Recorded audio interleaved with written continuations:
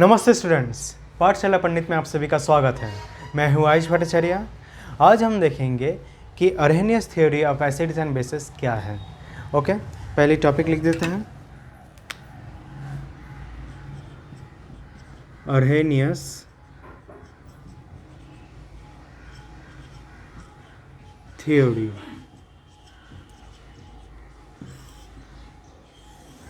Okay, एक काम करते हैं, पहले थोड़ा रिवाइज कर लेते हैं कि अब तक हमने क्या क्या सीखा है। ओके, तो मैं कुछ एसिड्स का नाम, एसिड बेसिस और सॉल्ट्स का नाम लेता हूँ। आपको बताना है कि वो अगर मतलब टूटते हैं, डिसोसिएट होते हैं तो कैसे होंगे, और वो क्या है, एसिड है, बेस है या सॉल्ट है। ठीक है, तो चलो, hydrochloric acid. Okay, hydrochloric, just a minute, hydrochloric acid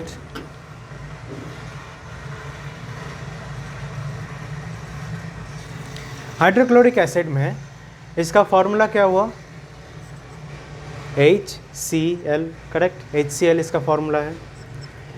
अब मैं चाहे तो लिख देता हूँ नेम, फॉर्मूला।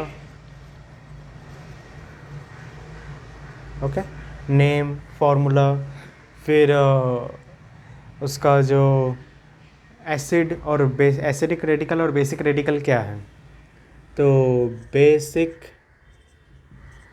और आई मीन बेसिक रेडिकल, चाहे तो नीचे लिख देता हूँ, basic radical, acidic radical, and lastly जो वो है क्या एक्चुअली, एसिड, बेस या salt, type. Okay, type of compound, type. तो चलो, HCl है, HCl, उसका बेसिक रेडिकल क्या होगा? देखो, बेसिक रेडिकल और एसिडिक रेडिकल कैसे पहचानना है? बेसिक मतलब जो पहले, मोस्ट केसेस में बेसिक रेडिकल होता है वो पहले ही होता है। ठीक है, मोस्ट केसेस में, 9th में वैसे ही दिया जाएगा। पहले वाला जो है वो बेसिक रेडिकल मतलब H+, लास्ट में जो है वो एसिडिक रेडिकल मतलब Cl-। ओके, चाहे तो अभी मैं लिंक दे रहा हूँ जहाँ पे सब बेसिक और एसिडिक रेडिकल्स का चार्ट है। ओके, देख लेना। टाइप, अभी क्या टाइप है याद रखना। क्या मेजर क्राइटेरिया क्या है एक सॉल्ट, बेस या एसिड पहचानने का? अगर H रहे, H+ रहे एक्चुअली, तो फिर वो है एसिड, ये है एसिड। तो ठीक है, हाइड्रोक्लोरिक एसिड हमने देख लिया। फिर hydrogen bromide, hydrogen bromide, hydrogen bromide क्या होगा? It is HBr, H+, Br-, correct. और क्या है ये? Of course it is acid. Okay, और चाहे तो सल्फ्यूरिक एसिड ले लेता अभी। सल्फ्यूरिक एसिड, इसका तो नाम में ही सल्फ्यूरिक एसिड डाला हुआ है, तो फिर भी देख लेते हैं। H2SO4, is it right? Of course. और इसमें क्या निकलेगा? इसमें भी H+ निकलेगा, इसमें 2 H+ निकलेंगे, और एसिडिक रेडिकल में जाएगा SO4 2-। ऑल राइट, और ये भी एक एसिड है। ओके, और अलग एक एग्जांपल देख लेते हैं, calcium hydroxide. Calcium hydroxide, calcium hydroxide क्या होगा? CaOH2, so Ca2+ and OH-। Okay, calcium hydroxide में Ca2+ होता है, और जो एसिडिक रेडिकल है, क्योंकि ये पहले है तो ये बेसिक, तो एसिडिक रेडिकल है OH-। और चूँकि अभी OH- हमें दिख रहा है, इसलिए ये बन जाता है एक बेस, ये है एक बेस। और क्या एग्जांपल ले सकते हैं हम? Okay, potassium sulphate, potassium sulphate, potassium sulphate में होता है K2SO4, उसका फॉर्मूला है K2SO4। हर एक चीज़ का जो वैलेंसी है वो अच्छे से याद रखना, क्योंकि बहुत सारे लोग क्या करते हैं KSO4 लिख देते हैं, सिर्फ KSO4 नहीं। सल्फेट का, ये सल्फेट जो आयन है उसका 2- होता है जो वैलेंसी है, और सिर्फ पोटेशियम का उसका वैलेंसी 1 होता है, तो इसलिए K2SO4 लिखना होता है। तो बेसिक रेडिकल क्या हो गया K+, और ये है SO4 2-। अभी क्या इसमें H या OH दिख रहा है बेसिक या एसिडिक में? नहीं दिख रहा है, तो ये सॉल्ट हो गया। तो समझ में आ गया ना। एसिड वो होता है जो H देता है, जिसमें H मिलता है। बेस वो होता है जिसमें OH मिलता है, और अगर कुछ नहीं मिल रहा तो वो सॉल्ट हो गया। ओके, तो ये था, ये थोड़ा रिवाइज कराना था।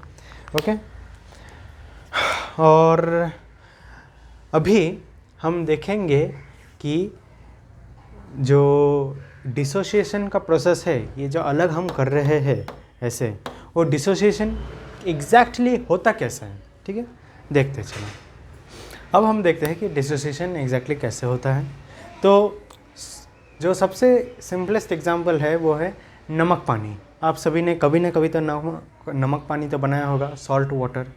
देखते वो सॉल्ट का क्या फार्मूला है, टेबल सॉल्ट का, ठीक है। सॉल्ट जो मैंने बताया था इसके पहले, सॉल्ट वो मतलब बहुत तरीके का सॉल्ट होता है, लेकिन हम जो जनरली कहते हैं सॉल्ट, वो क्या है, वो है NaCl, ठीक है। उसे टेबल सॉल्ट भी कहा जाता है। तो खैर ये सॉल्ट और जो वाटर है वो तो है H2O। ओके, तो एक ग्लास ले लेते हैं, ठीक है, एक ग्लास ले लेते हैं। ओके, तो इसमें भरा हुआ है पानी, ठीक है, इसमें ऐसे पानी है। ओके, और अभी हम इसमें डालेंगे नमक। ओके, सॉल्ट हम डालेंगे, तो सोचो ऐसे सॉल्ट के पार्टिकल्स नीचे गिर रहे हैं। ओके, कुछ अंदर चले भी गए हैं। ओके, ये है सॉल्ट।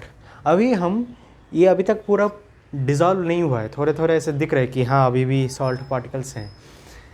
तो उसी स्टेट में हम इसे मैग्नीफाई करके देखते हैं, ठीक है, ऐसे करके हम मैग्नीफाई करते हैं इसे। तो मैग्नीफाई अगर हम करेंगे तो हमें क्या दिखेगा, ये सोचो, मैं कलर मार्कर से दिखाता हूँ। सोचो Cl है, ये रेड है Cl, और ब्लू है, जो ब्लू है वो है Na। ओके, ब्लू है Na। तो जब भी पूरा हम जो दाने देखते हैं उसमें हज़ारों लाखों मॉलिक्यूल्स हैं, तो वो पूरा सेट है एक, ऐसे करके पूरा क्रिस्टल एकदम चिपका हुआ रहता है। जब भी हम जस्ट डालते हैं ऐसे, ये सोचो सब Na के मॉलिक्यूल्स हैं, Na एटम्स हैं, या Na+ आयन्स है, कुछ भी कह लो, ऐसे करके।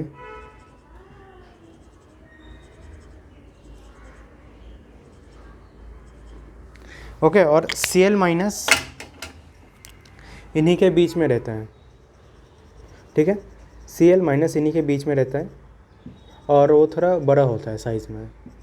वो क्यों बड़ा होता है मैं बाद में एक्सप्लेन करूँगा, पर खैर अभी के लिए बस इतना ही याद रखो। ये Cl- के है नेगेटिव आयंस या एसिडिक रेडिकल्स, ऐसे करके। तो होता क्या है, जब भी ये ऐसे रहता है इस पानी में, तो पानी अंदर अटैक करता है, ठीक है। H2O के जो मॉलिक्यूल्स है, ये सोचो H2O के मॉलिक्यूल्स है, वो अटैक करता है इस पर, इस क्रिस्टल पर, इस सिस्टम पर, और इसे अलग होने की कोशिश करता है। मतलब ऐसे जो क्रिस्टल बने हुए हैं उनको अलग करने की कोशिश करता है कि नहीं, अब इस क्रिस्टल में नहीं रह सकते, अलग हो जाओ। तो होता क्या है, ऐसे अटैक करते करते वो अलग हो जाते हैं, ठीक है। पहले कैसे अलग होते हैं, पहले होता है ऐसे, मतलब अभी भी है NaCl, पर मॉलिक्यूल सभी अलग अलग हो गए, क्रिस्टल फॉर्म में नहीं रहे, एक साथ चिपके हुए नहीं रहे, ऐसे करके अलग होता है। पहले पहले तो ऐसे होता है, ऐसे अभी भी चिपके हुए, एक Na के साथ एक Cl चिपका हुआ है अभी भी। ओके, ऐसे, लेकिन और भी अटैक किया जाता है, इन मॉलिक्यूल्स पर भी और भी ज़्यादा अटैक किया जाता है, ऐसे करके मतलब अंदर घुसने की, इस जो जंक्शन है जहाँ पे दोनों अटके हुए हैं वहाँ पे अटैक करने की कोशिश करता है कि नहीं अलग हो जाओ। Cl को कहा जाता है कि नहीं अलग हो जाओ, Na को कहा जाता है Na+ को कि तुम भी अलग हो जाओ। ऐसे करके पानी के मॉलिक्यूल्स कोशिश करते हैं दोनों को अलग करने की, और फिर वो सचमुच अलग हो जाते हैं। ऐसे Cl- ऐसा आवारा घूमते रहता है, ऐसे अलग अलग Cl- मिलते जाएंगे। और ठीक वैसे ही Na+ के भी जो आयन्स है वो भी आवारा घूमते रहते हैं ऐसे। तो जो फाइनल सोल्यूशन रहता है वो कुछ ऐसा रहता है। जब पूरा हम देखते हैं कि नहीं अभी नमक नहीं दिख रहा, सिर्फ पानी दिख रहा है, तो उसका जो केस है वो ऐसा है। हम वापस एक ग्लास बना देते हैं, ओके, ये सोचो ऐसा है। अब सब कुछ ऐसे डिज़ोल्व हो चुका है, तो नमक हमें नहीं दिख रहा है, सिर्फ ऐसा पानी ही दिख रहा है, ओके। अभी हम अगर इसे एक्सपेंड करें तो ऐसे दिखेंगे, मैग्नीफाई करके वो ऐसे दिखेगा।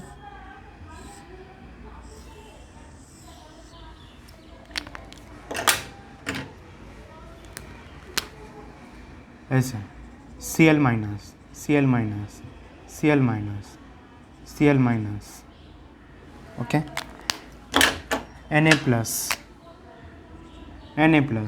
Na+, Na+, Na+, और आसपास मतलब एकदम आसपास सिर्फ पानी के मॉलिक्यूल्स, ओके, ये पानी के मॉलिक्यूल्स मतलब पूरा अलग कर देते हैं।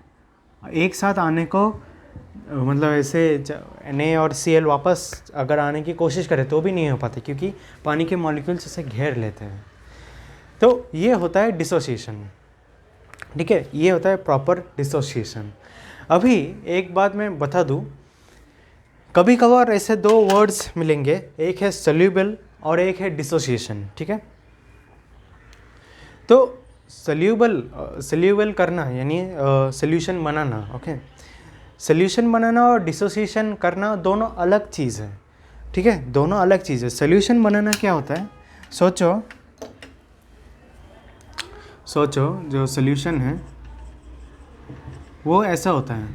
सोचो ये एक बड़ा नमक है, नमक का एक क्रिस्टल है, नमक का क्रिस्टल अब भी ऐसे दो हिस्सों में टूट गया, दो या ज़्यादा हिस्सों में टूट गया, फिर और भी टूटते गए, ऐसे करके टूटते गए, ओके, और छोटे छोटे टुकड़ों में आ गए, ठीक है। लेकिन अभी तक जो Na और Cl है वो वापस अलग नहीं हुए, अभी तक अलग नहीं हुए।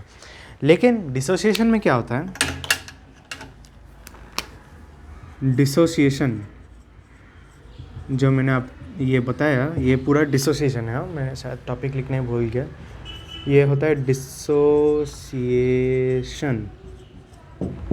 ओके, ये पूरा डिसोसिएशन प्रोसेस है। तो डिसोसिएशन में सोल्यूशन के अलग क्या होता है, वहाँ पर भी ये जो नमक है वो छोटे छोटे होते रहता है, ठीक है, ऐसे छोटे छोटे होते रहते हैं, लेकिन लास्ट में वो जो मॉलिक्यूल है वो भी टूट जाता है, Na+ भी हो जाता है और Cl- हो जाता है। अभी सब अलग अलग आयंस बह रहे हैं, पूरे पानी में अलग अलग आयंस बह रहे हैं।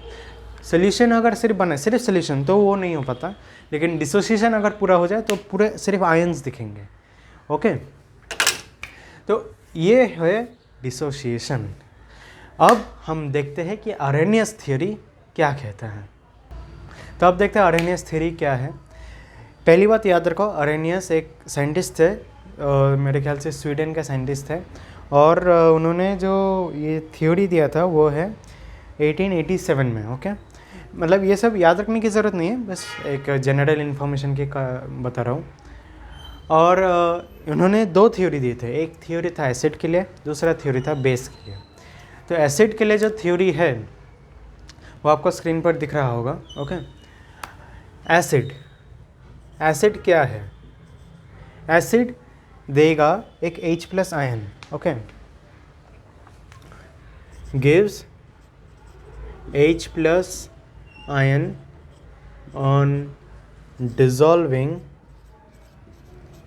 इन वाटर, डिसॉल्विंग या शायद डिसोसिएटिंग होगा, खैर एक ही चीज़ है वैसे, कभी कभार ऐसे दोनों को इंटरचेंज करके लिख दिया जाता है, उसमें कोई प्रॉब्लम नहीं है। Gives H plus ion on dissolving in water. Okay, मतलब क्या हुआ, सोचो H2SO4, या चलो इतना कॉम्प्लिकेटेड एग्जांपल नहीं लेंगे, HCl, ठीक है। HCl को अगर हमने पानी में ऐसे डाल दिया, ठीक है, HCl को हमने पानी में डाल दिया। HCl वैसे एक गैस होता है, ठीक है, ये चीज़ याद रखना, अगर गैस है, ठीक है, मैं और भी अच्छे से लिख देता हूँ, अगर कोई चीज़ गैस है और उसे रिएक्शन में डाला जा रहा है तो उसे लिखा जाएगा G, okay, gas G, HCl, और इसमें पानी डाला जा रहा है HCl में ताकि वो डिसोसिएट हो पाए, डिसोसिएशन, ओके। तो क्या बनेगा, एक बनेगा H प्लस, तो H प्लस दे रहा है इसलिए वो एसिड बन गया, ठीक है, इसलिए वो एसिड बन गया।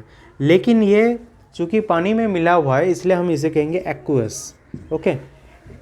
मैं यहाँ पर एक लिख देता हूँ, गैस है ये, अगर G लिखा जा रहा है तो गैस, L लिखा जा रहा है तो लिक्विड, अगर सॉलिड है S लिखा जा रहा है तो सॉलिड, और अगर लिखा जा रहा है एक्वस, ओके, AQ, तो फिर मान लेना वो एक्वस है, ओके, वो है एक्वस। तो एक्वस का मतलब क्या हुआ, एक्वस का मतलब हुआ पानी में घुल मिल जाना, AQUEOUS।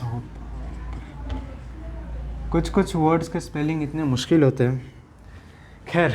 तो ये याद रखना, गैस, तो ये चूँकि ये पानी में मिला हुआ है H प्लस, इसलिए एक्वस, और अभी Cl भी है, वो भी पानी में मिला हुआ है तो वो भी लिख देंगे Cl माइनस, और वो भी है एक्वस, ओके।